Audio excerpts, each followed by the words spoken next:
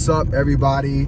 Ivy Ross checking in. Hope everyone's having a great February, Black American History Month. I've been having a really good month. A lot of challenges I'm winning over, so I'm pretty excited about that.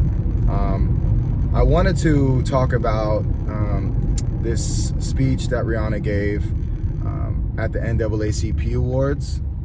And I think that was last Sunday, I'm not sure, but essentially she was given this award. I don't know what award it was, but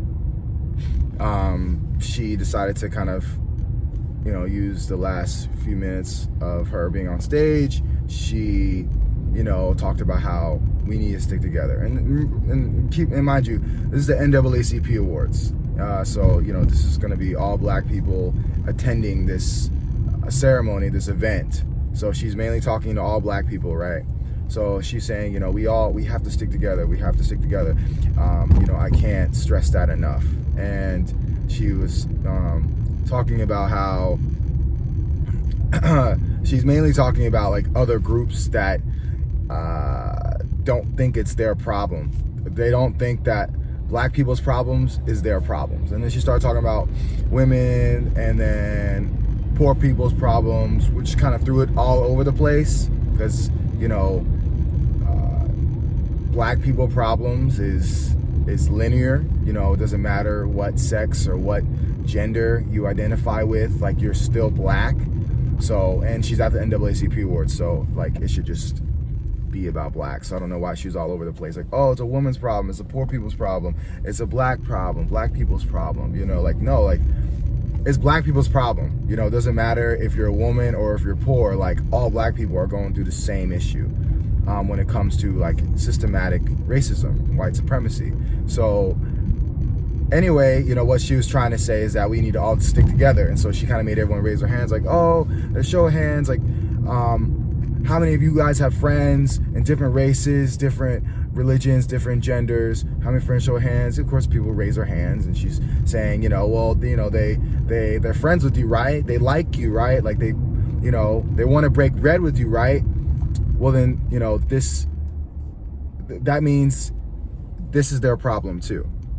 And, I wanted to talk about this video because I think that it's important to kind of stay focused, like as Black people, and I think just American, as any American, or anyone who cares about what's going on in America, we have to stay focused and look at the root problem here. So she's talking about symptoms. She's mainly talking about, for example, not having access to the award shows, being misrepresented at award shows,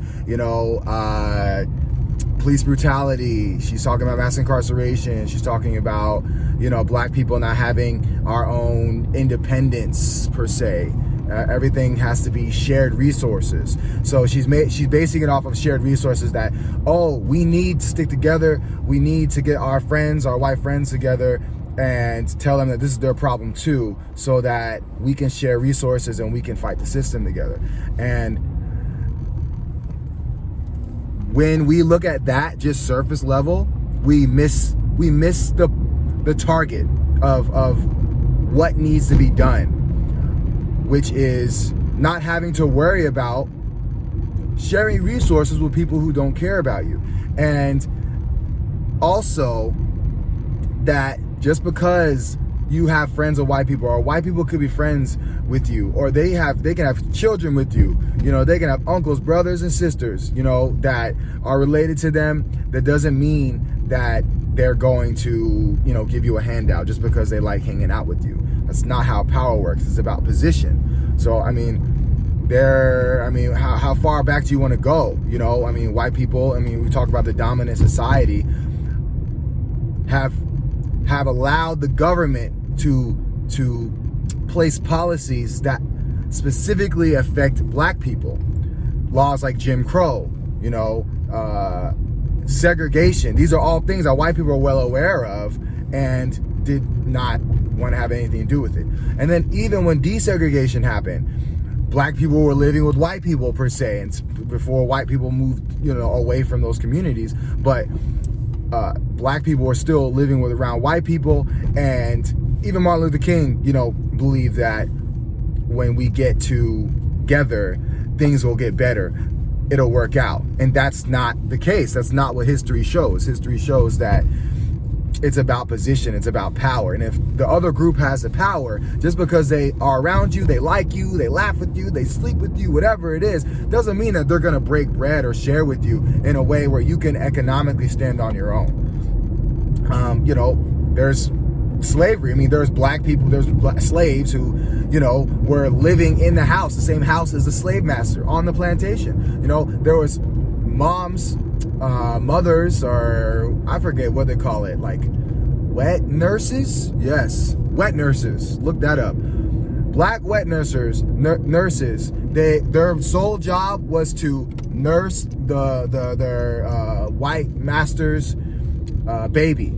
So mothers, they were too busy to nurse their own children, so they just had the slaves do it. So you had literally black slaves nurturing the baby, and still the difference is there, that no, you're still less than, and I'm not going to support whatever's going to make you happy individually or whatever issues you have. So that shows that proximity is not going to change, is not going to make anything different. So in essence, morally, I like her, what she was going, but it can be, I would say, divisive to not bring up the root of the issue, which is, how did we get to the situation? How do we get to the situation where we have to worry about not being included to certain award shows? How do we get in the situation of mass incarceration,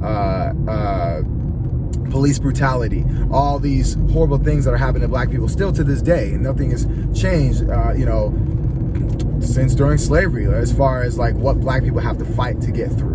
So remember, she's talking at an NAACP conference. So she's telling black people, hey, we just need to get white people and all other groups to understand what we're going through. No, other groups and the dominant society, they understand what black people are going through. They see it every day. There's no way to ignore it. They're not going to address it. So that's why, I started making these videos, because I think it's important for us to, really look at the main issue when it comes to like what's happening in a black America. I feel like because you're a part of America, black America needs to be, something you should understand. And the only way we're going to be able to get out of this situation is reparations. It's something that's going to transform, because there was policies that directly went after black people. And universal policies is not going to change how black people are living, at least in a way that'll transform their issues to not have to deal with the same issues we've been dealing with today, as far as being homeless, being 14% of the population, but we're 60% homeless. 60% of the homeless are black Americans. That's crazy, and I believe when we look at the surface level, like, oh, let's just have people rock with us. For example, the Google ad. There was a Google ad, a Black American History Google ad. It was a beautiful ad. It showed the greatness of what black people in America have done, in the last 60 years. And, again, it was by Google. Google shared this amazing video. But it looks cool, but in reality, when you understand that Google only has about 2.5% black employees, and then that's not even, I don't even know specifically if those are black American employees. So you look at it like, oh wow, like look what Google did, like wow, black people are winning. But then in reality, the collective is not contributing to those victories that black Americans have done in America. So Google has 2.5% of black employees working at Google, but they make Black History ads, and what that does is it glosses away dealing with the main issue, which is that black people need economic independence. It should have already happened, but because we've been stripped, when you talk about the Homestead Act, you want to talk about the GI Bill, you want to talk about all these policies that all these handouts that were given to white people, you know, even European whites that immigrated here, you know, back in the 1800s, early 1900s, they were granted, but black people were not given those. So white people are so ahead that they can create a power structure to just not include black people at all in anything. So, you know, I just, you know, I'm gonna not make this too long. Obviously I'm not trying to bash Rihanna. I think she was coming from a right place, and she's also not black American, so I don't know how much she understands what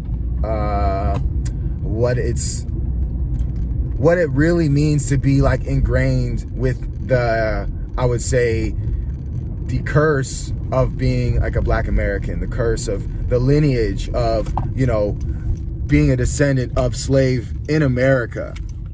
I don't think she understands that, you know, completely.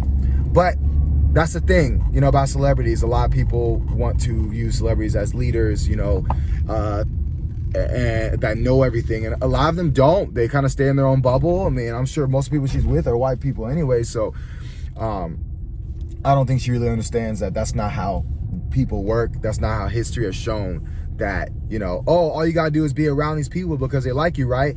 They'll fight for you. Like, no, that's not how it is. And we shouldn't have to worry about that. We should be at a level where we can, you know, push for politicians, support them economically to fight for agendas specifically for us, where, and also at a place where we can have our own award shows, and, you know, it would be held at just as high as a prestige as like the Oscars or the Grammys or whatever institution, event, ceremony that black people feel like they're being excluded from. You know, that's the reason why, is because we're waiting to be given shared resources. We're just waiting for resources from other groups of people. So, you know, I just want to talk about that. I think that, like, she's got a little bit of it, but when you only look at it from her perspective, nothing really gets done. It's waiting for people to decide to give you handouts. Just like charity.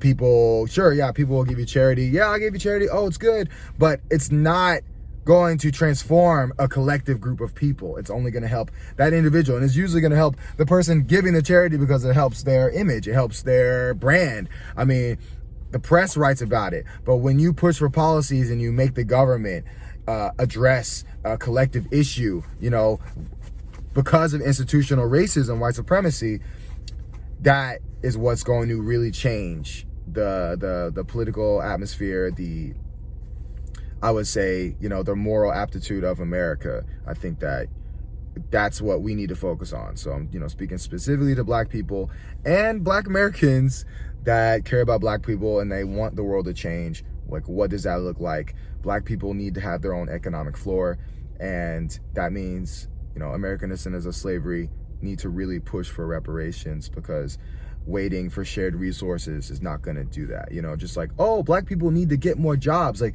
once black people get more jobs, then we'll be good. No, we have to ask, why aren't black people owning more jobs? Why are there no business owners? Why 90%, 95% of black business owners only have 2 employees that they're paying? You know, so essentially, you know, whoever is considered a black business, they're just entrepreneurs. They don't have anyone on payroll. How we get to this place where, you know, black people apply for a business loan and get denied, you know? So we have to look at it like that. Like, we need to be owning things. It's not about, oh, we need to be included and get a job. No, I don't want to work for you. I want to be able to own my business. I want to be able to work for a business that's black owned, because everybody else has it. Every other group has their own business. Koreans, Mexicans, Japanese, Chinese, Jews, all religious people getting together and sharing their own resources. Black people should be able to, especially black people that built this country. So we have to look at the root of the problem.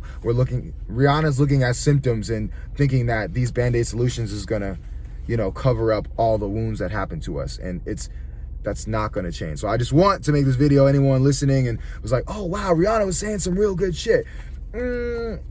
It's very surface level and just very, I would say, elementary style of politics, elementary style of dealing with actual issues. So anyway, I just wanted to make this video. I hope everyone's having a great week. I will have another video for you guys soon. And yeah, hit me up. Subscribe to my channel, and you guys have a good day. All right, peace.